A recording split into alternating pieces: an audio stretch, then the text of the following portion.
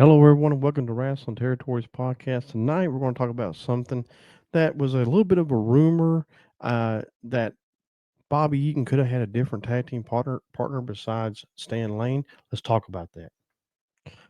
Okay, so we go back to 1987, and basically what happened was in this time frame, the Midnight Express were after Ron Garvin and Barry Windham for the U.S. Tag Team Championships, and then all of a sudden, Dennis Condrey decides he's going to leave the NWA and that left Bobby by himself and occasionally teaming with Big Bubba for a bit. But they needed a new tag team partner. Now we all know how that ends. It's Stan Lane, right? Stan Lane comes in, a heck of a tag team between Bobby Eaton and Stan Lane, the new Midnight Express, and U.S. Tag Team Champions, World Tag Team Champions. Now the rumor is that he could have been somebody besides Stan Lane in that role. Now Jim Cornette's denied ever hearing anything about this, but the rumor is because Tim Horner has even mentioned this before, and this was kind of cool because Tim Horner. Uh, don't get me wrong, nothing wrong with Tim Horner at all. He was a good wrestler, but Tim Horner claims that he could have been the tag team partner for Beautiful Bobby. Now, in my opinion, I don't know how well that would have worked out. And where did he hear that from? I don't know because Jim Cornette had stated on multiple occasions that he had never heard tell of this, that nobody ever pitched it to him or anything like that. Now, is it a possibility that Tim Horner may have been maybe somebody said something from the locker room, or maybe an office member might have said, "Hey, there's a possibility," or something like that? I don't really know. But Tim Horner being the Stan Lane, I don't know. To me, again, like I said, Tim Horner was a good wrestler, and don't get me wrong, he's a heck of a talent, but he was a opening act to a mid card at best, and you would see him occasionally go against somebody like Tully Blanchard for the TV belt, and it would generate good matches between these two, and the fans would kind of see, those teases that maybe Tim Horner could beat him for the belt, those type of things. But Tim Horner, as a member of the Midnight Express, I think it'd have been a little more difficult for that to have happened, and I just don't know how that would have turned out. Okay, so let's kind of review and recap for just a minute. So Tim Horner claims that he could have been a member of the Midnight Express, according to what I've heard from some of these other podcasts, including I think they stated that it was on Wikipedia or something like that, that Tim Horner possibly had mentioned that. But anyway, so Tim Horner, again, I'm opening card to mid act for the most part. Um, as a tag team with Bobby Eaton and him being such a good face for a while, I just don't think it would have gotten over. I don't think a heel Tim Horner, it'd been like a heel Ricky Steamboat. I don't think it would have worked. I don't think fans would have bought it. And I don't think the run would have lasted long. I got a feeling that if they decided to put Tim Horner in there, as soon as they found somebody else like Stan Lane or somebody coming along, they would have turned on Tim Horner and kicked him out of the Midnight Express. I just don't think he would last. And around this time as well is when Ole Anderson is kicked out of the Four Horsemen and he's gone. And Tim Horner does become his only ally with the Louisville Slugger in hand. But it's Tim Horner and Ole Anderson usually going after the Four Horsemen together. So, and Horner gets beat up quite a bit anyway by the Horsemen. And Horner is one of those guys that can win matches, but also can be a jobber as well.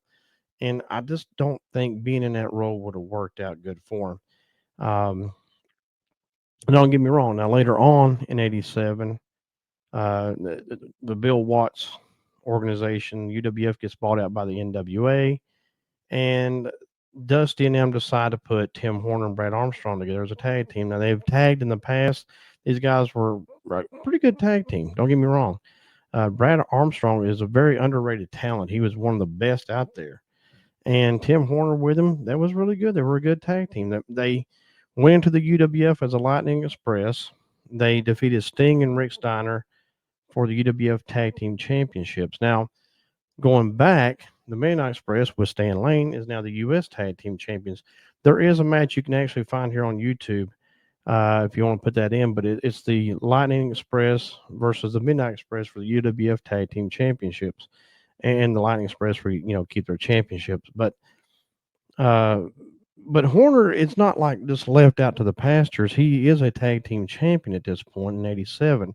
So that lasts until the Sheepherders get him later that year and take those titles from him. And then UWF's defunct after that, and they're gone. But again, I'm trying to sit here and think how it would have worked out with Tim Horner as a tag team and Bobby Eaton. Would it have been good chemistry? Probably would have had okay chemistry. They probably wouldn't have been an awful tag team or a situation where people would have been like, "Oh, I don't want to see this." I think they would have done okay, but Tim Horner as a heel, I don't think it would have worked in that respect. I just don't think he could have pulled that off and made it that believable. And so Jim Cornette and Bobby Eaton would have had to work that much harder on Big Bubba as well. We had to work that much harder to get him over. And then also at this time, Big Bubba is also moving to the UWF to eventually become the UWF champion for a time. So even at that point, they lose Big Bubba. So then you're back to Bobby Eaton and Tim Horner. And again, it would take Jim Cornette and Bobby Eaton carrying the entire situation. I'm not saying carry Tim Horner in the match, but carrying the heel side of it. I think Tim could have carried his own, in the ring wrestling, but I just don't see Tim Horner breaking the rules or, gouging eyes and chair shots and all this stuff. I just don't think Tim Horner it would have looked right. It probably wouldn't have felt right and looked right. I don't think, like again, if the fans would, I don't think the fans would have bought it. I know I wouldn't have bought it. When Stan Lane came in to replace Dennis Condrey, I think it was kind of I'm not saying it was an upgrade, but it was, a good move for him to put Stan Lane in that position. Stan had been with Steve Keirn. They were the Fabulous Ones and a very successful tag team. And might as well find somebody else who's been in a very successful tag team to go with it. Tim Horner was, he had his times with different people. He would tag with different people. And Brad Armstrong was one of them. And they don't get me wrong, Brad Armstrong and Tim Horner had good chemistry together. They worked good. They were good as faces. People loved them. When they became the UWF Tag Team Champions, it was just a huge pop by the crowd. And I remember this was the same time, like I said, that Jim Crockett had bought them out. So we were actually able to see the UWF right here in North Carolina a lot more. And so I remember them winning that tag team belt. And so I already knew who Brad Armstrong and Tim Horner was anyway, and Sting and Steiner were new to me. And but when they became the tag team champions, I was pretty happy for them. I thought it was pretty cool. I liked that. But again, Tim Horner being a Midnight Express member, comment with what you think.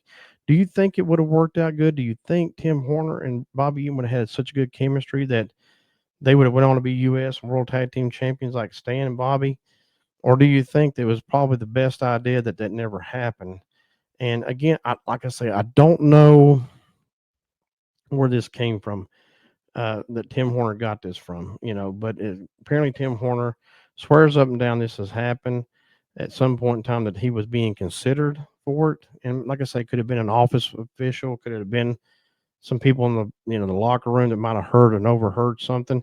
I mean, it could have been a possibility that Dusty and them were sitting around talking like, okay, Dennis is gone. We got to do something. And Big Bubba and Bobby Eaton would be okay as a substitute tag team for a little bit, but they wouldn't have had the chemistry that Bobby Eaton would have had with Dennis Condrey. And so you had to find somebody on that same level as Bobby Eaton, which Stan Lane definitely was on that same level. And again, like I say, Tim Horner, nothing against him. He was a good wrestler. He could get along in that ring just fine, and he could really get over with the fans. People really liked him and stuff. So it wasn't that he couldn't go in the ring. It's just I don't think he could be the good heel. And so when Stan Lane popped in, and I've talked about this in past podcasts, it was like those Bobby Eaton and Stan Lane had magic. And I have seen some matches with Steve Keirn and Stan Lane, and it's almost the same to a degree. They have all good chemistry together, right? Stan Lane was Keirn or Stan Lane was Bobby. It got over fantastically. It was just wonderful to see those guys tag up together. But again, it wasn't an upgrade from Dennis Condrey, but it was a good move to have him in that position. And also Tim Horner to move him to the UWF, and he and Brad Armstrong become the UWF Tag Team Champions. That was a good move.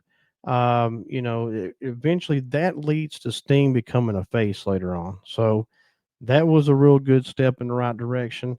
So when Steiner and Sting lost, Sting and has issues with Eddie Gilbert, and Sting becomes a face, and he is way over. He gets way over. Of course, we all know that.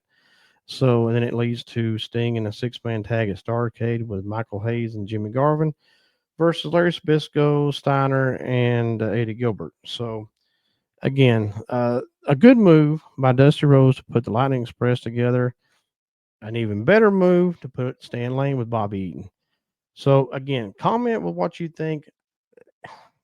In my personal opinion, it wouldn't have worked out, and it would have been a short-term situation. It'd been like putting Tim Horner in that position with Bobby Eaton for a temporary time and waiting for that good tag team partner to come in that would have worked out better with Bobby Eaton. So, in my opinion, it worked out good for both teams, the Midnight Express and the Lightning Express. So, I hope you enjoyed the podcast. I want to hop off here. Comment what you think about this. And until next time, God bless. See you soon.